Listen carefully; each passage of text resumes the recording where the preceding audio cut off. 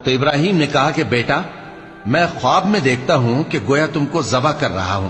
تو تم سوچ لو کہ تمہارا کیا ارادہ ہے۔ انہوں نے کہا کہ ابا جان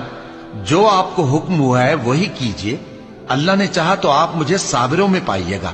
اس طرح جب دونوں نے حکم مان لیا اور باپ نے بیٹے کو ماتھے کے بل لٹا دیا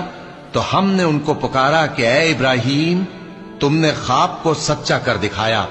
ہم نیکوکاروں کو ایسا ہی بدلہ دیا کرتے ہیں، بلا شبہ یہ کھلی آزمائش تھی۔ اور ہم نے قربانی کے ایک بڑے جانور سے ان کا یعنی اسماعیل کا فدیہ دیا،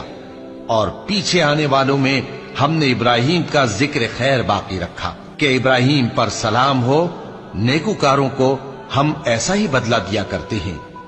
بے شک وہ ہمارے مومن بندوں میں سے تھے۔ ہمارا پروردگار جو صاحب عزت ہے اس سے پاک ہے، اور پیغمبروں پر سلام اور سب طرح کی تعریف اللہ رب العالمین کے لیے ہے۔